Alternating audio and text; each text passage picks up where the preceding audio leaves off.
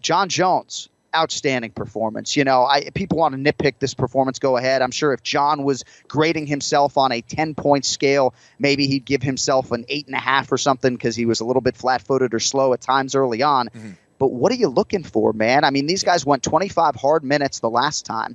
John barely got touched in this fight. He wasn't going to engage, as he said to Joe Rogan after the fact, in a 25-minute boxing match. The plan was to be versatile on the feet, use a lot of different points of emphasis, elbows, knees, and everything else. Pick your opportunities with the takedown, which is obviously a huge part of the game plan. And by the way, he injured him on the feet, essentially ripped his groin because John throws so many weird kicks and from all these different angles. And that was the beginning of the end for Gustafsson. Wow. And he ain't going to beat John Jones on one leg. I didn't know that. I knew he was limping, so that's what happened on one. He said something to Dominic Cruz. I was eavesdropping a little bit as we were walking out of the arena. He said, I ripped my groin, or there was some groin injury. So you never know when a guy's limping. I mean, he didn't give a shit about the shin swelling necessarily. But, yeah, it seemed like there was a groin injury because some thought, man, the end came pretty quickly on the ground. And I think Gus just knew it seemed an eventuality because on the feet he needs his movement, and he wasn't going to have it. Well, it kind of makes sense now because when John was in half guard, it seemed like Gustafsson couldn't use, I don't think it was his right leg or something. Yes. He couldn't even move his right leg. He kind of just let John pass guard so easily. So that actually makes a whole lot of sense. Now, for John Jones, when I first saw that performance, I said, maybe he was a little bit flat-footed and, he seemed a little bit slower. But as I went back and watched it again, it was a masterful performance, just the way that he completely neutralized Gustafsson. He never allowed Gustafsson to get into boxing range. He took away his game both with his movement, his ability to gauge distance, and his footwork and his kicking game. And Gustafsson just couldn't get anything. Every time he tried to land a shot, he kind of used those tentacles and frames to jam Gustafsson up, and Gustafsson wasn't landing any shots. And it was Jones who kept frustrating him. And yes, he was kind of looking for a takedown from far away, but just him mixing in those attempts at takedowns, it kept Gustafsson guessing, and it kind of shut down his offense, both with those frames and with those takedowns. And Gustafsson just didn't have an answer. He wasn't feinting his way in. He was thrown off completely by the movement and the defense of John Jones. And it was kind of this, it built up to this crescendo in the third round where he finally got that takedown and just destroyed Gustafsson on the ground. Right. And it was probably partially due to that groin injury, but my goodness, John Jones is just has to be one of the most complete fighters. Why? Wrestling, his striking, his jiu-jitsu, his ability to get position, but more than anything else, this is quite possibly the smartest fighter as far as the champions go. The way that he can adjust and adapt and he can see what you're doing out there, it's just tremendous to watch. And this is a very disciplined camp and coaching staff that treats rematches obviously very seriously. But John Jones, has been very loyal, obviously, to Greg Jackson and Mike Winklejohn and Brandon Gibson, right? And he does lean on his coaches, right? And he is coachable, right? Yeah. And very disciplined during certain training camps, particularly this one, right?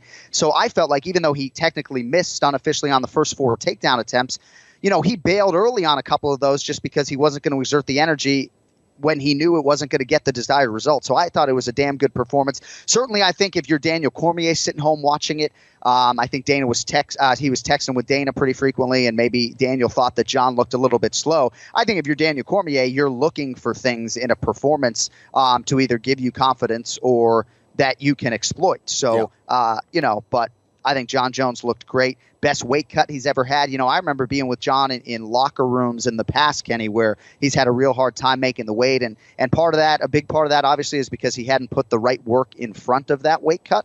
But, dude, first guy on the scale, 204 pounds. He was smiling all week. He's always loose as a goose on fight night. He probably enjoys fighting more than most guys on this roster. Just tremendous. And I know there's a huge backstory that we didn't even get into last week because our show was already in the can. It was taped.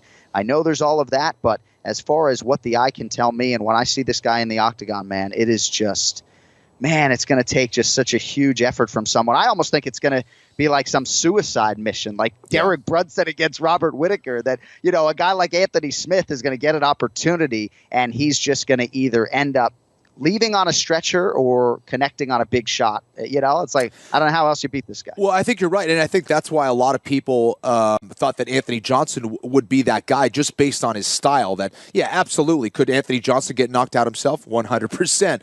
But that threat with his speed and power and his ability to close that gap very quickly, a lot of people believed he kind of had that best shot of getting it done against Jon Jones. Right. Obviously, that's not going to happen now, and that's all speculation. But Jon Jones is just he's too complete, man. There isn't a weakness really in his game at all. And good luck winning a rematch against this guy. And we have to give credit to his team, Brandon Gibson, Jackson, Winklejohn, of course, all those guys, and the amazing job that they do because he has a very smart team around him, and you can see it. When Jon Jones talks about the game, when you really get him talking about mixed martial arts, you can see this is a very intelligent and knowledgeable mixed martial arts fighter.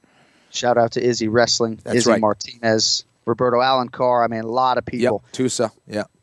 So in terms of Jon Jones now, as we spin this thing forward, Jon Jones was the guy we always talked about being the first light heavyweight and heavyweight champion simultaneously. He wasn't even afforded that opportunity before Daniel Cormier went and accomplished that feat, right? I always thought Jon would have the desire to eventually move up to heavyweight. I think there's some pause now in part because the weight cut went so good, but also because he either doesn't want – I just thought, why not go try to take Daniel Cormier's heavyweight title? But it seems like he's much more concerned with proving to Daniel that he was never the light heavyweight champion. And also, I think maybe more saliently, making sure Daniel Cormier cuts down to 205 pounds before they close the door behind them. Yeah, absolutely. And listen, as a fighter, I think you got to make some smart decisions. You can't lead with your ego.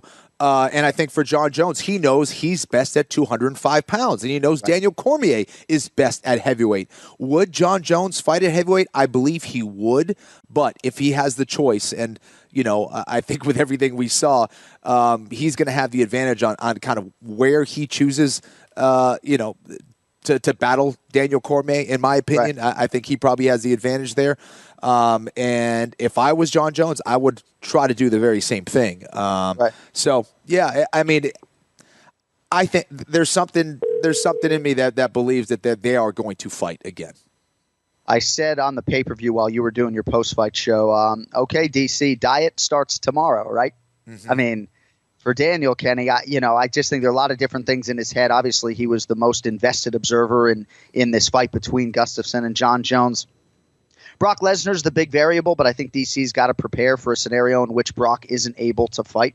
Back to UFC 232, I think we were talking about Jones and Cormier and all of that stuff. And I don't know, I guess in this era of two-division champions, right, and seeing essentially the number of two-division UFC champions double over the last several years, I thought maybe that would appeal to Jon Jones, right? But to your point, staying in the weight class that he's done his best work, obviously. His legacy is entrenched already as the greatest of all time. I'm not sure he necessarily needs to join that list of two-division champions in the immediate future. So he's in a position to call his shot, and I guess for DC, that's the tough part, Kenny, right? Because DC defended the belt that is around Jon Jones's waist in 2018. And now he, as a guy who has answered every call from the UFC, saved UFC 230. I know he made a lot of money to do that, but he's now not in even a position, to call his shot as the simultaneous two-division champion, right? He probably has to move down to 205 to fight Jon, right? And that's the thing, I think that's why DC is kind of so upset about it. Listen, at the end of the day, Jon Jones is the current champion at 205 pounds. He's a guy that, forget the Matt Hamill fight. That doesn't really exist in my mind. This is a guy who has remained undefeated. Yes, there's some controversy around his name. There is no doubt about that. And, people are very upset about it. And if there was cheating, I would be very upset about it as well. And, I get why DC has that attitude. He also, you got to look at DC's side. He had two belts at the same time as well. And DC has done nothing but followed all the rules. He has not screwed up. He's been a great role model for the UFC. And here he sees this guy that's screwing up in Jon Jones, and he's getting all the favors. So I get it. they're kind of polar opposites, and I think that's a lot of why they make for great matchups, and they build up these fights so well. I think they kind of have to meet one more time. I just think it's something that's bound to happen. There's also just too much money on the table, I think, for both of these guys. And then you look at the other potential matchups for Jon Jones at 205 pounds, or for DC at heavyweight for that matter, besides the Brock Lesnar fight.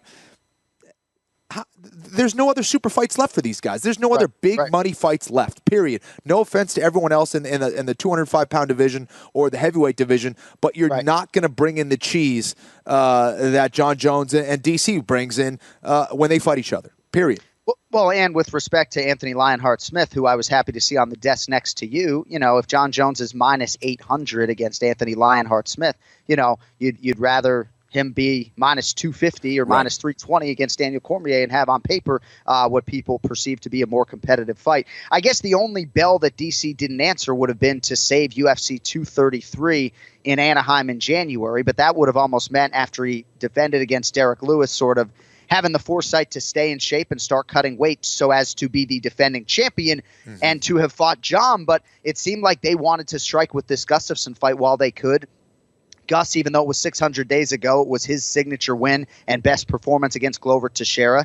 And I think it was maybe in some respects the right time to strike with this rematch, even though it didn't prove to be nearly as competitive as the first fight. I was trying to use that as a way to segue to Alexander Gustafsson, because now the ledger reads 0-3 in title fights, Kenny. Yeah. And now there was a groin injury, but again, inflicted by Jon Jones, who deserves all the credit. But for Gus, I think this is pretty tough. He's a guy who's flirted with retirement way earlier in his career. I think he felt like he was going to present the best version. And even before he got injured, Kenny, this was an underwhelming effort out of Alexander Gustafsson.